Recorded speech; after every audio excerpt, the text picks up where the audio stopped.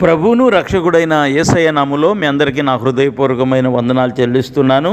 ఈరోజు ఆదికాండం 25వ అధ్యాయం 22వ వచనం నుండి గమనించినట్లయితే ఇస్సాకు రెబెకమ్మ గారి యొక్క చరిత్రలో ఉన్నటువంటి వారి యొక్క ఇద్దరు కుమారులు, ఏశావు పెద్ద కుమారుడు, యాకోబు చిన్న కుమారుడు, వీళ్ళ గురించి కొన్ని విషయాలు మనం ధ్యానం చేసుకుందాము. రెబెకమ్మ గర్భవతి అయినప్పుడు ఆమె కవల పిల్లలు గర్భంలో ఉన్నప్పుడు ఆమె పిల్లల విషయంలో నేను ఎందుకు బ్రతకాలి అని బాధపడింది. ఎందుకంటే వాళ్ళిద్దరూ గర్భంలో ఉండి పెనుగులాడుతున్నట్లుగా ఈ యొక్క వాక్యంలో చూస్తాం. అప్పుడు రెబెకమ్మ నేను ఎందుకు బ్రతకాలి, ఎవరి కోసం బ్రతకాలి, నా వల్ల కావట్లేదు, ఈ కడుపులో ఉన్నటువంటి బిడ్డలు నాకు భయంకరంగా తిరుగుతున్నారు కడుపులో, నేను బ్రతకలేను, ఈ బాధ నేను భరించలేదని దేవుని సన్నిధికి వెళ్ళి ప్రార్థన చేసింది. దేవుని సన్నిధికి వెళ్ళి ప్రార్థన చేసినప్పుడు దేవుడు ఆమెతో మాట్లాడాడు. అమ్మా, నీ గర్భంలో ఇద్దరు శిశువులు ఉన్నారు, ఒకతను పెద్దవాడు చిన్నవానికి దాసుడు అవుతాడు అని చెప్పాడు. ఆ యొక్క మాటని రెబెకమ్మ తన మనసులో ఉంచుకుంది. తన మనసులో ఉంచుకొని చిన్నవాడు ఎప్పుడైనా గొప్పవాడు అవుతాడు, చిన్నవానికి దేవుని ఆశీర్వాదాలు వస్తాయి అని ఒక నమ్మకం మనసులో పెట్టుకుంది. కానీ ఇంకెవ్వరికి కూడా చెప్పలేదు. ఆ తర్వాత ఏశావు మొట్టమొదటిగా పుట్టినప్పుడు రోమములు కలిగిన ఎంటుకలు కలిగిన శరీరంతోటే పుట్టాడు. అతనికి దారం కట్టారు మొదటిగా గుర్తించడానికి. రెండవదిగా యాకోబు గారు పుట్టారు, నున్నటి శరీరం కలిగి ఉన్నాడు. అలాగే అన్న మడిమ పట్టుకొని ఆయన వచ్చినట్లుగా దేవుని వాక్యంలో చూస్తాం. అంటే పెనుగులాడుతున్నట్టుగా ఈ వాక్యంలో చూస్తాం. అంటే తల్లి గర్భంలో నుండి నేను ముందు పుట్టాలన్నటువంటి ఒక పోరాటం తల్లి గర్భంలోనే మొదలైంది. తల్లి గర్భంలో రూపించబడక ముందే దేవుడు నిన్ను కోరుకున్నాడు, ఎన్నుకున్నాడు. గనుక ఈరోజు నీవు దేవుల్లో ఉన్నావనగా ప్రార్థన చేస్తున్నావంటే అది దేవుని కృపే, కానీ అది మన వల్ల వచ్చింది కానే కాదు. రెబెకమ్మకి యాకోబు గారి మీద ప్రేమ ఎక్కువ ఉండేది. అలాగే అతని ప్రవర్తనలో కూడా తల్లికి అనుకూలంగా, అలాగే సమాజానికి అనుకూలంగా అందరికీ ప్రేమగా జీవించేవాడు. కానీ ఆ రోజుల్లో పెద్ద కుమారుని ప్రేమించాలి కాబట్టి తండ్రి ఇస్సాకు గారు అలాగే ఏశావుని ప్రేమిస్తూ వచ్చాడు. ఏశావు తెచ్చే వేట మాంసం తింటూ అతను ప్రేమించాడు. రెబెకమ్మ చిన్న కుమారుడైన యాకోబుని ప్రేమిస్తూ వచ్చింది. అంటే వాళ్ళ ప్రేమ ఇద్దరు కూడా సమానంగా లేవు. ఇద్దరు కొడుకులు సమానమే అంటున్నప్పటికీ కూడా ఒకరిని ఒక రకంగా ఇంకొకరిని ఇంకొక రకంగా ప్రేమిస్తున్నారు. తండ్రి ఏమో పెద్ద కుమారుని ప్రేమిస్తున్నాడు, తల్లి ఏమో చిన్న కుమారుని ప్రేమిస్తుంది. కాబట్టి వాళ్ళిద్దరి మధ్యలో తేడాలు ఉన్నాయి, వాళ్ళిద్దరి మధ్యలో గొడవలు ఉన్నాయి, వాళ్ళిద్దరికీ సరైనటువంటి సంబంధం లేకుండానే పోయింది. అది జరుగుతున్నటువంటి సందర్భం. కానీ ఏశావు ఎప్పుడు చూసినా వేటకి వెళ్ళిపోయేవాడు, అరణ్యంలోనే నివాసం చేసేవాడు, అరణ్యంలోనే ఉదయం నుండి సాయంత్రం వరకు అక్కడే మాంసం తిని అక్కడే అతను సాయంత్రానికి ఇంటికి వచ్చేవాడు. అతను తెచ్చేటువంటి మాంసము తన తండ్రికి కూడా పెట్టేవాడు, ఆ తండ్రి కూడా తినేవాడు. యాకోబు గారేమో తల్లికి సహాయం చేస్తూ, తల్లికి అనుకూలంగా ఉంటూ, కుటుంబం దగ్గరే ఉంటూ, గొర్రెలు మేపుకుంటూ, గొర్రెలు కాసుకుంటూ, మరి వాళ్ళకి అనుకూలమైన తల్లికి తండ్రికి అనుకూలమైన పనులు చేస్తూ వస్తున్నాడు. అలా జరుగుతున్న రోజుల్లో ఒకరోజు ఏశావు అరణ్యానికి వెళ్ళాడు. ఆ రోజు ఆయనకి ఏమీ దొరకలేదు. కనుక ఆయన ఏం చేశాడంటే అంతా తిరిగాడు కానీ ఒక్క వేట కూడా ఏమీ ఆయనకి దొరకలేదు. కనుక ఆకలితో మధ్యాహ్నం సాయంత్రం సమయంలో మరలా పరిగెత్తుకుంటూ ఇంటికి వచ్చాడు. ఇంటికాడ ఏమన్నా దొరుకుతుందో తిందామంటే ఇంటి దగ్గర కూడా వాళ్ళు తినేసినట్టుగా ఉన్నారు కానీ ఆహారం ఏమి లేదు. ఆ సమయంలో యాకోబు గారు చిక్కుడుకాయలు వంటకం తానే చేస్తూ ఎర్రగా ఏంచుకుంటూ ఉన్నాడు. ఇక తిందామనేటువంటి ఆశతో ఎదురు చూస్తున్నాడు. ఆ సమయంలో ఈ యొక్క ఏశావు వచ్చాడు. వచ్చి, ఇదిగో నేను చాలా ఆకలితో ఉన్నాను, చచ్చిపోయేటట్టున్నాను, దయచేసి నీ వంటలో కొంచెం నాకు పెట్టి నన్ను కాపాడు, నన్ను బ్రతికించు అన్నాడు. అప్పుడు యాకోబు గారు అంటాడు, అలాగే అన్నయ్య, నువ్వు నాకు ఒక ప్రమాణం చేయాలి, నీ జ్యేష్ఠత్వాన్ని నాకు అమ్మేసి, అప్పుడు నేను నీకు కూర పెడతాను, నీకు అన్నం పెడతాను అని చెప్పాడు. అయ్యా, నేను చచ్చిపోయేటట్టుగా ఉన్నాను, నాకు ఈ జ్యేష్ఠత్వం వద్దు, నాకేమొద్దు, నేను చచ్చేటట్టున్నాను, నాకు ఆ కూర ఏదో పెట్టు, నాకు ఉన్నటువంటి అన్నం ఏదో పెట్టు అని అడిగినప్పుడు యాకోబు గారు, అలా అయితే ఎలాగన్నయ్య, చేతిలో ప్రమాణం చేయను, చేతిలో చెయ్యి వేసి ప్రమాణం చేయించుకున్నాడు. ఈ రోజు నుండి నీకు నేను తమ్ముణ్ణి, నీవు నాకు అన్నవి అని ప్రమాణం చేశాడు ఏశావు. ఆ ప్రమాణం చేసిన తర్వాత అతను ఇష్టంగా చేసుకున్నటువంటి చిక్కుడుగాయల కూర, అతను ఇష్టంగా చేసుకున్నటువంటి వంటకాన్ని తన అన్నకు పెట్టేశాడు. ఏం మిగుల్చుకోలేదు, తనేమి ఆశించలేదు.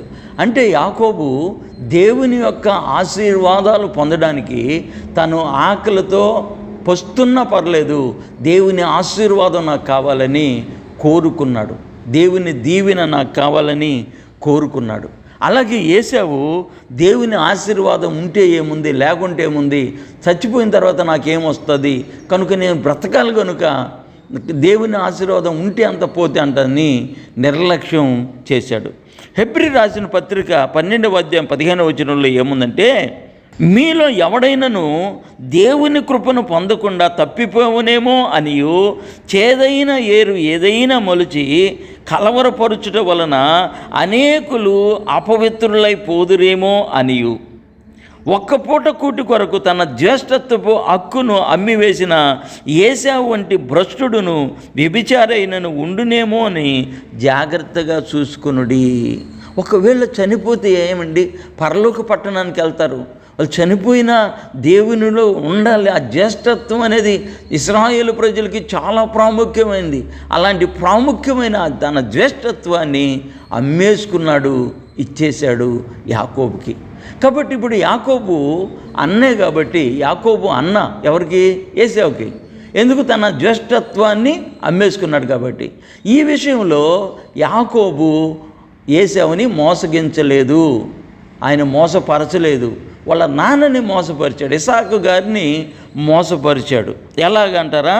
ఈ వాక్యాన్ని విందాం. ఒక రోజున ఇసాక్ గారు తన మరణ దినాలు సమీపిస్తున్నాయి గనుక, వృద్ధుడవుతున్నాడు గనుక, తన ఆశీర్వాదాలు పెద్ద కుమారుడికి ఇవ్వాలి గనుక ఏశావుని పిలిచాడు. నాయనా, నా కుమారుడా ఏశావా, ఇలా రా అన్నాడు. వచ్చాడు. ఏం తండ్రి అన్నాడు. నేను ఎప్పుడు చనిపోతానో నాకు తెలియదు కనుక, నా మరణ దినాలు ఎప్పుడు సమీపిస్తాయో నాకు తెలియదు కనుక, నువ్వు వెళ్ళి వేట మాంసం తీసుకొని వచ్చి నాకు భోజనం పెట్టు, నేను తిని నిన్ను ఆశీర్వదించబోతున్నాను అన్నాడు. ఈ మాట విన్నటువంటి ఏశావు తన యొక్క బాణాలు తీసుకొని వేటకి అరణ్యానికి వెళ్ళిపోయినాడు. అప్పుడు రెబెక్కమ్మ కిటికీలో నుండి విన్నది ఆ మాట. విని తన చిన్న కుమారుడైన యాకోబుని పిలిపించింది. నాయన, నా కుమారుడా యాకోబు, నీ తండ్రి అయినటువంటి ఇసాకు గారు ఇదిగో మీ అన్నకి ఆశీర్వాదాలు ఇవ్వబోతున్నాడు. ఇదిగో ఆయన వేటకెళ్ళి మాంసం తెచ్చే లోపల నువ్వు ఇంటి వెనక్కి వెళ్ళి మన మేకల్లో 2 మేకలను తీసుకొని రా, మీ నాన్నకి ఇష్టమైనటువంటి వంటని నేను చేస్తాను, నువ్వు వెళ్ళి పెట్టు, ఆయన తిని నిన్ను ఆశీర్వదిస్తాడు అన్నాడు. అప్పుడు యాకోబు గారు అంటాడు, అమ్మా, నేను వెళ్ళి ఆ వేళ వంటకం పెడితే నన్ను గుర్తుపడతాడు, గుర్తుపెట్టినప్పుడు నాకు శాపమే తప్ప ఆశీర్వాదం ఎలా వస్తుందమ్మా అని ఒక మాట అంటాడు. లేదు నా కుమారుడా, ఆ శాపం ఏదో నా మీదకు వస్తుంది, నువ్వు వెళ్ళు, నిన్నే మేకప్ చేస్తానని చెప్పేసి శుభ్రంగా వాళ్ళ అన్నవి వెంట్రుకలు ఉన్నటువంటి శరీరం కనుక ఆ మేకబొచ్చుతోనే ఆ ఎంటుకలతోనే ఆ యొక్క శరీరాన్ని కప్పేసి, అలాగే ఆయన వాళ్ళ అన్నగారి బట్టలు వేసి, ఏశావు బట్టలు వేసి వంటకం సిద్ధం చేసి వాళ్ళ అన్న వచ్చే లోపల యాకోబుని ఇసాకు దగ్గరికి పంపించింది. ఇసాకు గారి దగ్గరికి వెళ్ళాడు. నా కుమారుడా నువ్వెవరు అన్నాడు. వెంటనే యాకోబు గారు అంటాడు, నానా, నేను నీ కుమారుడైన పెద్ద కుమారుడైన ఏశావుని అంటాడు. ఆ స్వరములో తేడా వచ్చింది. ఇది చిన్న కుమారుడైన యాకోబు స్వరం ఉన్నట్టుంది. ఈయనేమో ఏశావని చెప్తున్నాడు. నా కుమారుడా ఇలా రా, నా దగ్గరికి రా. వచ్చాడు. వచ్చిన తర్వాత చేతులు పట్టుకున్నాడు, మెడ పట్టుకున్నాడు, చూశాడు, గమనించాడు. అప్పటికి ఇసాక్ గారి కళ్ళు మందంగా ఉన్నాయి, కనిపించడంలే. నేను ముద్దు పెట్టుకుంటా, అమ్మిడికి రా అన్నాడు. అమ్మిడికి వచ్చిన తర్వాత గుడ్డలు వాసన చూశాడు ఇసాక్ గారు. వాసన చూసి ముద్దు పెట్టుకున్నాడు. ఇది నా పెద్ద కుమారుడైన ఏశావు శరీరమే, నా పెద్ద కుమారుడైన ఏశావు మెడే, నా పెద్ద కుమారుడైన ఏశావు వేసుకున్న గుడ్డలే ఇవి, కాకపోతే కొంచెం స్వరం తేడాగా ఉంది అని ఆలోచన చేసి ఆ యొక్క భోజనాన్ని నాకు పెట్టు కుమారుడా, నేను ఆశీర్వదిస్తాను అన్నాడు. ఆ భోజనాన్ని యాకోబు గారు వాళ్ళ నాన్నకి ఇష్టంగా పెట్టాడు. వాళ్ళ నాన్న ఇష్టంగా తిన్నాడు. ఇక్కడ గమనించినట్లయితే యాకోబు గారు ఏశావుని, ఇసాకుని మోసం చేశాడు. ఎందుకంటే వాళ్ళ నాన్నకి తెలియదు, ఎవరైనా సంగతి తెలియదు. కానీ ఇసాక్ గారిని ఆయన మోసం చేసినా దేవుని ఆశీర్వాదాల కొరకే, కావాలి నాకు దేవుని ఆశీర్వాదాలని తన తండ్రికి పేరు మార్చి చెప్పాడు. ఆశీర్వాదాలు అన్నకపోవాల్సినవి చిన్న కుమారుడైన యాకోబుకి వచ్చాయి. ఇది దేవుని సంకల్పమే. ఆమె తల్లి గర్భంలో ఉన్నప్పుడే దేవుడు రెబెక్కమ్మతో చెప్పాడు, పెద్దవాడు చిన్నవానికి దాసుడు అవుతాడని.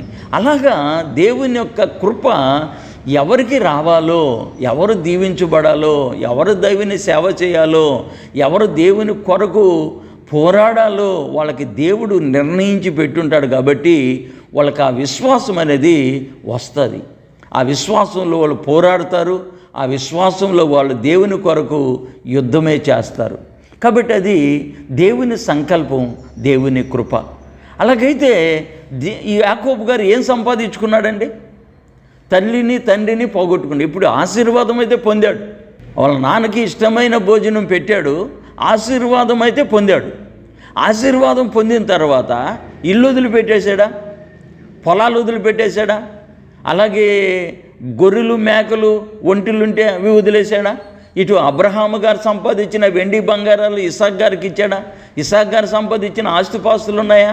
వాళ్ళు పెద్ద కోటీశ్వరుల, గొప్ప ధనవంతుల అయినప్పటికీ కూడా అన్నీ నిర్లక్ష్యం చేసి దేవుని ఆశీర్వాదం మాత్రమే పొందుకున్నాడు యాకోబు గారు. ఇంటిలో నుండి ఒంటరిగా బయటికి వెళ్ళిపోవాల్సిన పరిస్థితి ఏర్పడింది. యేసయ్య అంటాడు, నా కొరకు, పరలోక పట్టణం కొరకు మీరు ఇండ్లనైనను భూములనైనను ఆస్తులనైనను అమ్మి నన్ను వెంబడించిన వాడు నూరంతలుగా అన్నదమ్ములను, అక్కజెల్లులను, భూములను, ఆస్తులను పొందుకుంటాడు అన్నాడు. ఏది మీరు పోగొట్టుకోరు అన్నాడు. ఇక్కడ యాకోబు గారు అదే చేశాడు. ఆ రోజుల్లో ధర్మశాస్త్రం లేని రోజుల్లోనే యాకోబు గారు తన దేవుని ఆశీర్వాదం కొరకు తన అన్నను వదిలేసుకున్నాడు, తన తల్లిగారిని వదిలేశాడు. ఎప్పుడు ఇంట్లోంచి బయటికి వెళ్ళనటువంటి వ్యక్తి, బయట ఎప్పుడు చూడనటువంటి వ్యక్తి, ఈ కుటుంబాన్ని వదిలేశాడు, స్థలాలు వదిలేశాడు, వెండి బంగారాలు వదిలేశాడు. మొత్తం వదిలేసి బయటికి వెళ్ళిపోవాల్సిన పరిస్థితి ఏర్పడింది. ఆ తర్వాత ఏశావు వచ్చాడు. యాకోబు గారిని వాళ్ళ నాన్న ఆశీర్వదించిన తర్వాత వచ్చి మాంసం తినమన్నాడు. వెంటనే గుండెలు బాదుకొని, నా కుమారుడా, ఇంతకుముందు వచ్చి పెట్టింది నువ్వు కాదా అంటే, నేను కాదు నాన్న, ఎవరు పెట్టారో నాకు తెలియదు. ఈ యాకోబు అనే పేరు సరిగ్గా సరిపోయింది, అతను నన్ను మోసం చేసి దేవుని ఆశీర్వాదాలు పొందుకున్నా అంటే అప్పుడు ఏశావు అంటాడు, నాన్న ఒక్క ఆశీర్వాదమే నా నీకు అండేది, ఇంకా ఆశీర్వాదాలు లేవని ఎలుగెత్తి ఏడ్చాడు. తర్వాత ఆశీర్వాదం పొందాలనుకున్నాడు కానీ ఆశీర్వాదాలు పొందలేకపోయినాడు. నీ పొలాలు నిస్సారమైపోతాయని, నీ ఆస్తి నిస్సారమైపోద్దని, సారం నీకు రాదని ఒకసారి ఆశీర్వాదాలు ఎక్కడిచ్చాడు? అన్ని శాపాలు ఇచ్చాడు. శాపాలు ఇచ్చినప్పటికీ ఆ ఆస్తి పాస్తులన్నీ ఇసాక్ గారు సంపాదించింది, అబ్రహాము గారు సంపాదించిన ఆస్తి అంతా కూడా ఏశావే తీసుకున్నాడు. కానీ యాకోబు గారు ఉత్త చేతి కర్రతో వెళ్ళిపోవాల్సిన పరిస్థితి ఏర్పడింది. నా ఆశీర్వాదాలు, నాకు రావాల్సిన ఆశీర్వాదాలు యాకోబు తీసుకుంటాడా అని పక్కబట్టుకున్నాడు, కక్ష పెట్టుకున్నాడు తమ్ముడి మీద. ఆ సమయంలో వాళ్ళ నాన్న పిలిచి, రెబెక్కమ్మ పిలిచి, ఇద్దరు ఏకీభవించి, నీవు పెద్దన్న రాముకి వెళ్ళి సిరియావాడైనటువంటి ఆ లాబాను, ఇదిగో మీ అమ్మగారి అన్న ఉన్నాడు, అక్కడికి వెళ్ళి అక్కడ తలదోసుకో, లేదంటే మీ అన్న నిన్ను చంపేస్తాడు, నేను ఇద్దరు కొడుకులను ఒక్కసారి నేను పోగొట్టుకోలేనని ఇసాక్ గారు యాకోబు గారితో చెప్పినప్పుడు అక్కడి నుంచి ఆయన బయలుదేరి వెళ్ళిపోయినాడు. ఆయన యొక్క వెళ్ళినటువంటి ఆ పరిస్థితి, ఆ చరిత్ర ఒక అద్భుతమైన చరిత్ర. దాన్ని వివరంగా నేను మీకు తెలియజేస్తాను. ఈ ఛానల్ సబ్స్క్రైబ్ చేయండి, మరొక లైక్ చేయండి. మరొక వీడియోతో మీ ముందు ఉంటాను. మీ అందరికీ నా హృదయపూర్వకమైన వందనాలు. Praise the lord.